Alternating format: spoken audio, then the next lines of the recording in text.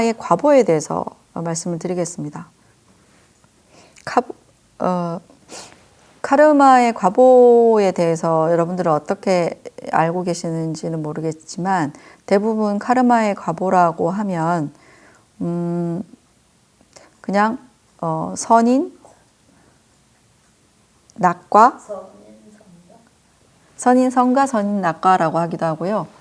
그 다음에 악인, 악과, 악인 고과라고 얘기를 하죠. 근데 단순하게 이렇게 이제 좋은 과보를 받는다, 나쁜 과보를 받는다라고 하는 것도 맞지만, 기본적으로 과보에 대해서는 세 가지를 얘기를 합니다. 과보의 형태에 따라서 세 가지를 얘기를 하는데요. 첫 번째가 이숙과입니다. 그리고 두 번째는 등류과, 그 다음에 세 번째는 증상과라는 것이 있습니다. 말이 다 한자라서 어렵죠.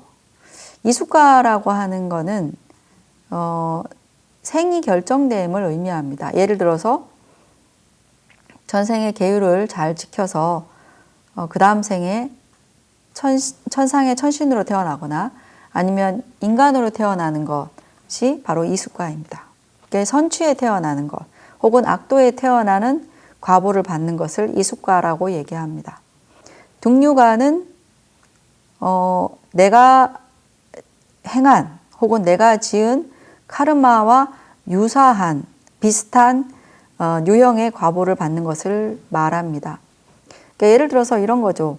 살생을 많이 하면 살생은 어떤 거예요? 남의 목숨에 해를 입힌 것이죠. 그렇기 때문에 그와 유사한 등류과는 단명하는 겁니다. 그리고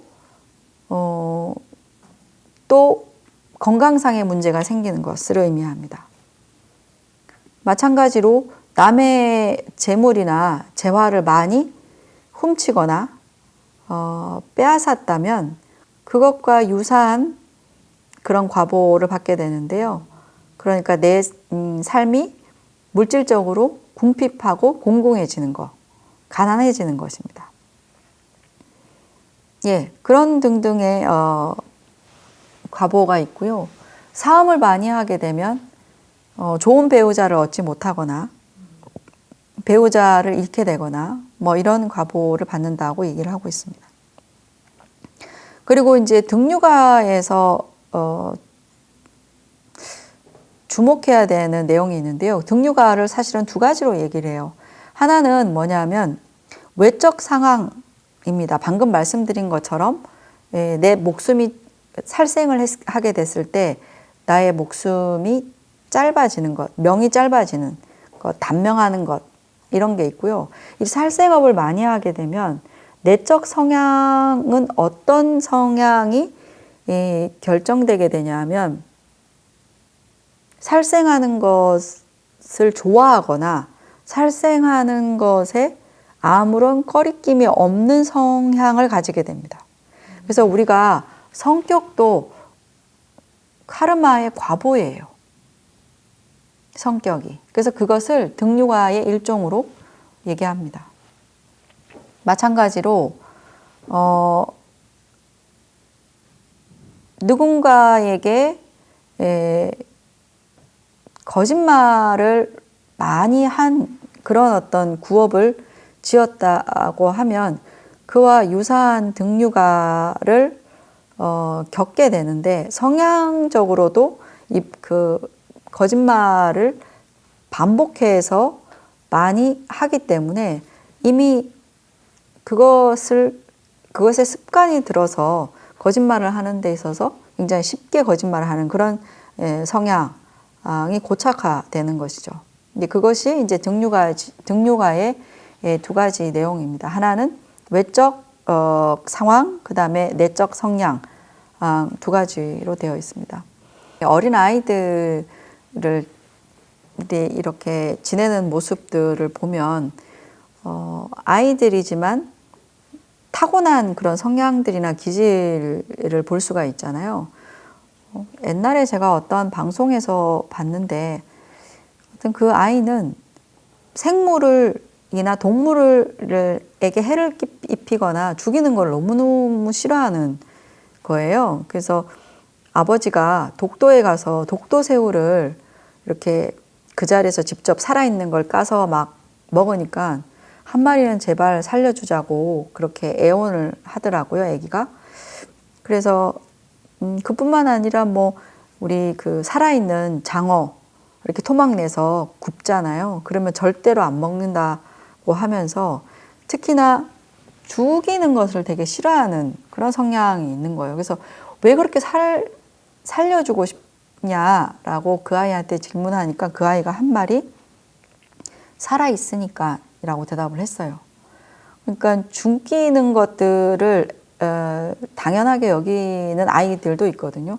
개미가 이렇게 줄지어서 오면 손으로 이렇게 뭉개면서 쉽게 죽이고, 벌레 하나 뭐 우리가 일반적으로 그냥 만날 수 있는 미물도 살려주려고 하는 그런 기질들은 지금 카르마의 관점에서 보면 전생에 살생을 하지 않는 불살생의 많은 습관이 있기 때문에 그러한 카르마의 결과로 등류가의 어떤 내적 성향이 정해진 것이죠. 그렇게 해석될 수 있을 것 같습니다.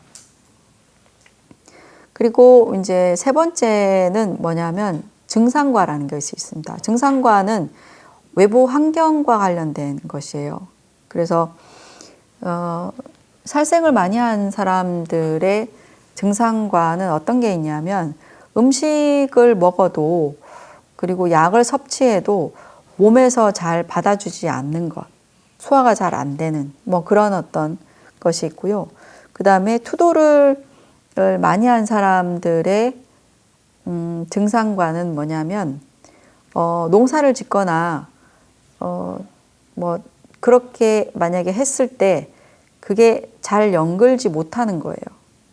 그리고 가뭄이 들어서 그런 열매가 유실되거나 말라 버리거나 홍수가 들어서 열매가 유실되거나 뭐 이런 식으로 열매를 획득하기가 굉장히 어려운 그런 어떤 환경에 처하게 된다. 그 다음에 사음 같은 경우에는 사음의 어떤 증상과는 좀 지저분하고 악취가 나는 환경에서 살아가야 되는 그러한 가능성이 있다라고 말씀드릴 수 있습니다. 그 다음에 망어 같은 경우에는 서로 화합을 못하고 항상 분쟁이 있는 그런 환경에서 살아갈 수 있고요. 그 다음에 양설 같은 경우에는 험난한 그런 어떤 척박한 환경이라든지 지형 뭐 그런 곳에서 살아가야 되거나, 악구 같은 경우에는 뭐 가시덤불이 많은 곳에 태어날 수 있거나 뭐 이런 어떤 외부적인 그런 환경들을 정상가의 과보로 겪을 수 있다라고 얘기하고 있습니다. 그런 거는 있는 것 같아요. 그러니까 제가 어떤 할머니이신데요.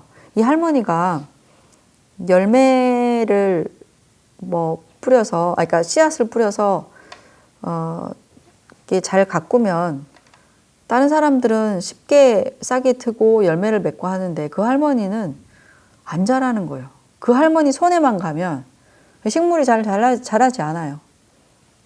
모종을 똑같이 시장에서 사와서 심어서 했는데도 잘 연결지가 않습니다. 근데 그 사람이 키우던 것을 다른 사람이 키우게 되면 달라지는 거예요. 그러니까 이게 사실은 그 사람이 가지고 있는 어떤 카르마 때문인 거죠. 예. 그래서 카르마의 과보를 세 가지로 알 수가 있는데요. 첫 번째 말씀드린 것은 이숫가. 이숫가는 우리가 선치나 아니면 악도에 태어나는 그런 과보를 얘기하는 것이죠. 그래서 살생을 비롯해서 시박을 하게 되면 삼악도에 태어나는 그런 이숫가를 겪게 될 것이고, 반대로 시박을 버리고 십선계를 지키게 되면 천신이나 인간으로 태어나겠죠. 그래서 이숫가가 있고, 방금 말씀드린 것처럼 등류가, 두 번째 등류가가 있고요. 그 다음에 세 번째는 증상과가 있습니다. 이렇게 해서 세 가지의 과보에 대해서도 간단하게 말씀을 드렸습니다. 이 이외에도 카르마의 과보와 관련해서 다양한 내용들이 있습니다. 예를 들어서 시간의 경과에 따라서 받는 과보의 이름이 있습니다. 예를 들면 이번 생애에 어떠한 카르마를 업을 지어서 이번 생애에 카르마의 과보를 받는 경우, 그 다음에 다음 생에 받는 경우, 그 다음 생, 그 이후에 생에서 이어서 받는 그런 경우도 있습니다. 그래서 그것을 뭐 다양한 용어로 설명을 할 수가 있는데요. 중요한 것은 실질적으로 카르마는 시간의 경과를 요하거든요. 근데 그 첫 번째 제가 말씀드린 것처럼 이번 생에 지은 업의 결과를 이번 생에 맞는 것은 거의 없어요. 그건 거의 불가능하고요. 이것은 이제 딱 한 경우를 얘기를 하는데 한 경우는 어떤 거냐 하면 보리심과 같이 큰 선의를 통해서 큰 그런 좋은 동기를 통해서 선업을 했을 때 이번 그 현생에서 과보를 받을 수 있다라고 얘기는 하고는 있어요. 그렇지만 보리심이라는 것이 굉장히 어려운 마음이잖아요. 보리심을 일깨운 자를 보살이라고 하기 때문에 그래서 그런 큰 보리심이라는 선의를 가지고 선업을 짓는 건 일반적으로는 쉽지 않을 것 같고 그 다음에 악업 같은 경우에는 오역제 그러니까 이번 생애에 부모를 죽인 경우에는 이번 생애에 과보를 받을 수 있다. 그러니까 굉장히 흉악무도한 악업이거나 굉장히 엄청난 보리심과 같은 그러한 선한 의도의 선업이거나 그렇지 않고서는 대부분 99.999%가 다음 생이나 그 다음 생에 과보를 받는다라고 얘기하고 있습니다. 네, 그 다음에는 카르마의 여러 가지 분류와 체계에 대해서 한번 말씀을 드리겠습니다. 아마 이 부분이 좀 제일 궁금한 부분이실 텐데요. 방금 말씀드린 그 이숙과와 관련해서 이숙과 그 다음에 등류가 증상과 세 가지를 말씀을 드렸잖아요. 이것은 과보이고요. 이 과보를 가지고 오게 만드는 카르마를 부르는 또 용어가 있습니다. 그러니까 인업, 만업입니다. 인업이라고 하는 것은 이끌린 자를 쓰거든요. 그래서 인업은 이숙가를 가져다 주는 원인을 말합니다. 그러니까 생을 결정하는 업을 인업이라고 얘기를 합니다. 그리고 인업과 반대되는 인업의 상대적인 개념으로서 만업이라는 것이 있습니다. 만업. 만자는 가득 찰 만자를 씁니다. 그래서 만업은 세 가지 과보 가운데서 등류가와 증상가를 가져다 주는 등류가와 증상가의 원인으로서 만업을 얘기합니다. 많은 사람들이 이제 궁금해 하시는 게 이런 건 것 같습니다. 사람으로 태어났는데 사람으로 태어나는 것은 좋은 업의 과보이잖아요. 근데 왜 이렇게 가난하냐? 그리고 왜 이렇게 뭔가 일이 잘 안 풀리냐? 이렇게 얘기를 합니다. 그랬을 때 사람으로 태어난 것은 인업에 의해서 인간으로 태어난 이숙가를 받은 것이죠. 그런데 만업이 불선이기 때문입니다. 만업이 불선일 때는 악업일 때는 그 결과가 궁핍함이라든지 아니면 여러 가지의 우리가 인생에서 겪는 불행이나 괴로움들이겠죠.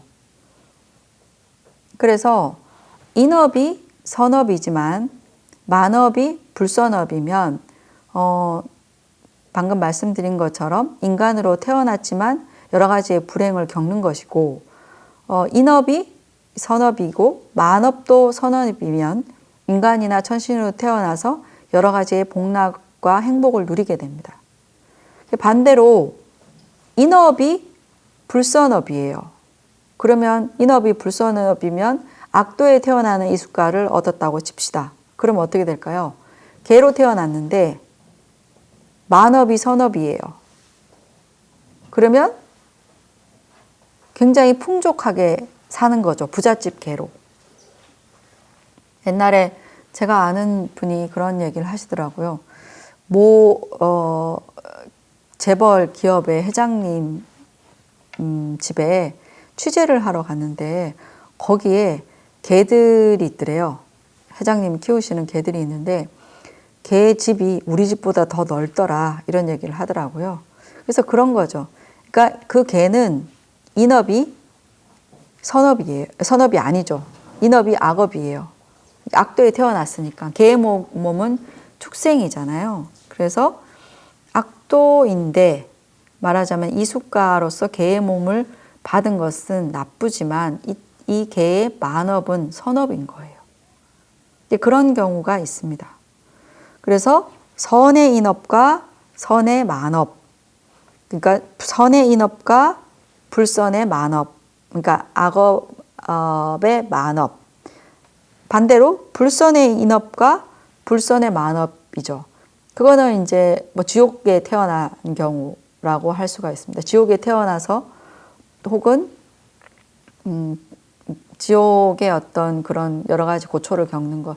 아니 뭐 우리가 그 개 얘기했으니까 개가 불선의 인업을 통해서 이숫가를 받았고 또 개들 중에서 이렇게 보면 거리를 떠돌면서 죽는 그런 개들도 많잖아요. 제대로 된 음식도 제대로 못 먹고 그 다음에 또 추위와 더위 때문에 굉장히 고통 속에서 죽어가는 그러한 어떤 동물들도 굉장히 많으니까요. 그럴 때는 불선의 인업과 불선의 만업이 모두 합쳐진 그런 어떤 경우 상황이 되겠습니다. 그리고 또 불선의 인업이지만 아까 그 어떤 회장님의 개처럼 선의 만업으로 살아가는 그런 존재들도 있습니다. 예, 그래요. 그래서 우리가 그 생을 결정 짓는 그런 업을 인업, 그것에 대한 결과를 이숫가, 그리고 생의 내용을 결정하는 것이 만업, 그리고 그 만업의 결과로 갖가지를 겪게 되는 것이 등류가와 증상가가 되겠습니다. 그래서 이런 부분도 여러분들이 기존의 궁금증들을 풀 수 있는 그런 어떤 내용이 될 것 같습니다. 예. 그리고 또 한 가지 말씀드리고 싶은 것은 카르마에 대해서, 업에 대해서 분류를 할 때, 그러면 그 카르마가 반드시 과보를 초래할 텐데, 모든 카르마가 다 그러냐? 카르마의 네 가지의 특징 중에서 네 가지 특징이 있죠. 네 가지 특징 중에서 마지막으로 제가 설명드렸던 것이 카르마의 불허비성이거든요. 한번 지은 카르마는 헛되거나 사라지지 않는다라는 거예요. 그것은 그 카르마가 결과를 반드시 가져다 줄 수 있다는 그런 의미로 해석되는 거잖아요. 그럴 때 카르마를 또 두 가지로 분류합니다. 하나는 뭐냐 하면 정수업이라는 카르마가 있고요. 또 한 가지는 부정수업이라는 카르마가 있습니다. 정수업은 카르마의 결과가 정해져 있다라는 뜻이고요. 그 부정수업이라고 하는 것은 카르마를 지었지만 그 결과를 언제 받을지 아직까지 미지수인 것, 결정되지 않은 것을 부정수업이라고 합니다. 그래서 이 부정수업과 정수업에 관련해서 얘기를 드릴 때 또 두 가지의 개념을 아셔야 되는데요. 육아사지론, 구사론과 같이 그런 많은 논서에서 이와 관련된 내용들, 용어들이 있는데 하나는 작업이라는 게 있어요. 지을 작자를 써요. 그래서 우리가 업을 짓는다 이렇게 얘기하거든요. 짓는다라는 말은 그냥 업을 행한다라는 뜻이에요. 업을 행한다, 짓는다. 그리고 증장업이라는 말이 있습니다. 증장업은 업을 쌓는다라는 뜻이에요. 그래서 우리도 일반적으로 불자님들이 그냥 업을 쌓지 마라 이렇게 말씀하시기도 하고 때로는 업을 짓지 마라 이런 말씀 하시잖아요. 근데 경론에 보면 짓는 업과 쌓는 업이 구별돼요. 어떻게 구별되느냐 하면 지은 업이긴 한데 쌓은 업이 아닌 경우가 있고요. 쌓은 업인데 짓지 않은 업이 있고요. 짓거나 쌓지도 않은 업이 있고 쌓기도 하고 지은 업 이렇게 네 가지의 경우가 있습니다. 그거에 대해서 설명을 드리도록 하겠습니다. 작업과 증장업 할 때 작업은 말씀드린 것처럼 지은 업 혹은 행한 업이라고 해석될 수 있고요. 증장업은 쌓은 업이라는 의미로 해석될 수 있습니다. 그래서 지은 업인데 행한 업이지만 쌓지 않은 업이라는 것이 있습니다. 그러면 증장업, 쌓은 업이라는 것은 어떤 것일까요? 말씀드린 것처럼 작업, 지은 업은 행한 것이라고 말씀을 드렸고요. 쌓은 업은 고의성이 있느냐 없느냐를 의미해요. 업을 쌓았다라고 하는 것은 고의성을 가진 업이 발생했다라는 의미입니다. 그래서 예를 들어서 설명을 드리겠습니다. 지은 업이지만 행한 업이지만 쌓지 않은 업은 어떤 게 있냐면 예를 들면 이런 거죠. 명령에 의해서 누군가를 총을 쏘아서 누군가를 죽인 업이 있을 수 있잖아요. 살생한 거. 명령에 의해서 살생한 거. 이것은 살생의 행위가 있죠. 그래서 지은 업인데 쌓지 않은 업이라고 얘기합니다.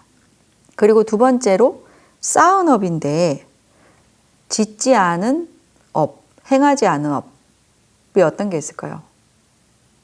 죽이려고 살생업을 예를 들어서 말씀드리면 죽이려고 다 준비를 했어요. 다 준비를 했는데 미수에 그친 거. 그죠? 죽이지 못한 거 끝내. 이런 것들은 쌓은 업이지만 어떻게 해요? 짓지 않은 업이 됩니다. 그리고 세 번째는 행한 업인데 지은 업이면서도 쌓은 업은 어떻게 될까요? 고의성을 가지고 사람을 죽인 거나 뭐 어쨌든 살생업을 행한 거 있죠. 이제 그런 것들은 작업이면서도 동시에 증장업, 다시 말해서 지은 업이자 쌓은 업이다. 이렇게 말씀드릴 수 있고요. 그리고 행하지도 쌓지도 않은 업은 어떤 거냐면 순간적인 살이를 느껴요. 그렇지만 금세 그 마음을 접을 때 그것은 짓지도 쌓지도 않은 업 이렇게 얘기하고 있습니다. 그래서 이 네 가지의 경우의 수에서 정수업은 세 번째입니다. 지은 업이자 쌓은 업일 때 그 과보가 명확하게 그 과보를 받는 것이 결정됩니다. 그렇다면 나머지 세 가지는 당연히 부정수업입니다. 부정수업은 업의 결과를 받지 않는다는 뜻이 아니라요. 미지수이다. 언제 받을지 알 수 없다. 그런데 그 미지수이지만 그런 부정수업 같은 경우에도 여러 가지 원인과 조건이 있으면 카르마의 결과를 받을 수도 있다라는 겁니다. 다만 아직까지 정해지진 않았다. 확정되지 않았다라는 의미로 보시면 됩니다. 그렇게 해서 카르마의 분류와 관련해서 이 두 가지 정수업과 부정수업을 이해하시는 것도 많은 의문들을 더 풀 수 있을 거라고 생각이 듭니다. 예. 그리고 이제 마지막으로 이 카르마의 성숙과 관련해서 말씀을 드리자면 어떤 게 먼저 성숙될까? 그러니까 카르마가 결과로 발생하기 이전에는 우리는 그것을 종자라고 불러요.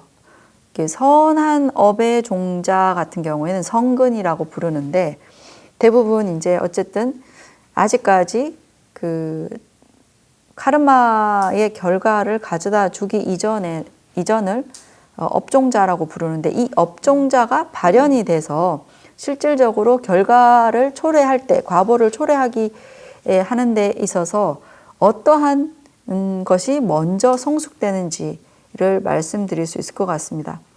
첫 번째는 만약에 한 생에 있어서 우리가 많은 선업을 짓기도 하고 많은 악업을 짓기도 하는데요. 한 생이 끝나서 다음 생이 시작될 때 이번 생에 지은 것 가운데서 무거운 업이 더 먼저 성숙한다 이렇게 얘기하고 있습니다.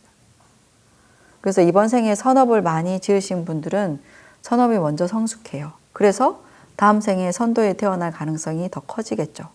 그리고 만약에 선업과 악업의 경중이 비슷하면 임종시에 나의 마음 상태에 따라서 달라진다. 임종시에 내가 선종자를 틔울 정도로 내 마음이 선심이고 고요한 상태에서 죽음을 맞이하면 그것이 먼저 성숙해요.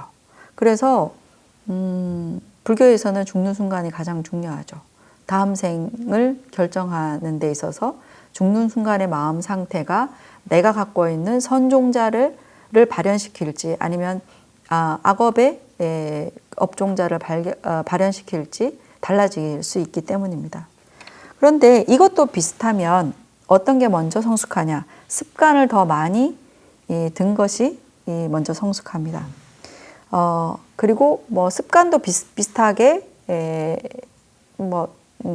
비슷하다라고 하면 먼저 지은 업이 성숙하게 되어 있습니다. 그래서 이렇게 업의 성숙도 그 업의 경중이나 그 다음에 우리 마음의 상태에 따라서 달라질 수 있다라는 말씀을 드립니다. 예, 오늘 여기까지 카르마와 관련해서 카르마의 경중, 그 다음에 경중을 따지는 기준, 그 다음에 업의 여러 가지 분류와 체계에 대해서 간단하게 설명을 드렸습니다. 혹시 질문 있으시면 질문 하시면 좋을 것 같습니다. 여기서 얘기하는 그 어떤 과업, 이제 불교적인 용어로 정리한 전문적인 과업 외에 살생이든 우리가 흔히 얘기하는 투도든 나쁜 짓, 법을 어긴 경우라든가 이런 것과 우리가 불교에서 얘기하는 악업을 행하는 것, 이런 것의 차이, 그리고 우리가 인간 세계에서 법으로 금지한 행위를 했을 때 법으로 또 심판을 받잖아요. 그 외에 과보를 받는, 불교적으로 과보를 받는 그런 것들에 대해서도 좀. 그러니까 뭐 그런 게 분리될 수는 없는 거겠죠. 왜냐하면 우리가 아까 우리 그 폐륜적인 범죄를 저질렀을 때 부모를 죽였는데 그것에 대한 어떤 충분한 그러니까 한국에서 옛날에는 부모를 죽였으면 사형에 처하거나, 근데 요즘에는 이제 실질적으로 사형을 집행하는 나라는 아니잖아요. 그래서 현실적으로 만약에 거기에 대한 어떤 형벌이나 그런 것들을 덜 받았다면 그에 준하는 카르마의 결과를 받겠죠. 다음 생에. 그러니까 다음 생이라는 표현은 죽고 나서 뭐 지옥에 가서 어떤 그 과보를 받는다든지 이렇게 그럴 것 같습니다. 그러니까 분명히 이제 그 우리 현생에서 현실적으로 내가 어떠한 과보에 대한 결과를 받는 경우에는 지금 방금 말씀드린 것처럼 이렇게 큰 어떤 무관죄가 아닌 경우에는 사실은 그 일 때문에 내가 과보를 받는 것은 아니거든요. 전생에 있었던 다른 일에 의한 과보이고 내가 어떤 행위를 한 것은 이번 생애의 어떤 간접적인 원인이죠. 그리고 실질적으로 만약에 그것이 현생에서 사회적으로 뭔가 내가 형벌을 받고 거기에 죗값을 치룬 것이 충분하다면 되겠지만 그렇지 않다면 카르마적으로는 아직까지 거기에 대한 어떤 나쁜 과보가 남아 있고 거기에 대한 죗값이 어떤 식으로든 치러져야 되겠죠. 그리고 우리가 이렇게 안 좋은 일이 생기면은 전생에 내가 무슨 죄를 지어서 일어나 이런 얘기를 많이 하잖아요. 제 개인적인 경험으로 굉장히 폭력적인 집안에 아버지가 아이들 학대를 하고 그렇다면 늘 매일같이 때리고 이런 집안에서 태어나서 그것이 전생에서 나를 이런 집안에 태어나게 한 결과인지, 근데 그렇게 보면서 배우면서 자라는 그런 경우에서 어떤 강아지를 키우는데 잠재된 원래 그런 성품은 아니었을 것 같은데 보고 자라는 폭력성이 발현된다든가 이런 경우는 정말 전생에 어떤 인과의 응보로 나타나는 것인지 아니면 이 생에 부모의 습관을 보면서 닮은 것인지 구별할 수 있습니까? 어느 정도는 연관성이 있다고 보거든요. 왜냐하면 이제 같은 집안에 태어난다 하더라도 그것을 이제 쉽게 보고 배우는 성향이 있고 또 똑같은 어떤 폭력에 노출되지만 그런 성향 쪽으로 가지 않으려고 하는 개인 차이가 있기 때문에 무조건적으로 이제 이번 생애의 어떤 후천적인 부분에 영향이 없다라고 얘기할 수는 없지만 어쨌든 그 사람이 가지고 있는 어떤 전생의 성향에 따라서 또 달라질 수 있는 부분이 있기 때문에 약간 복합적이라고 생각이 들어요. 네, 알겠습니다. 오늘 여기까지 하겠습니다. 네, 감사합니다.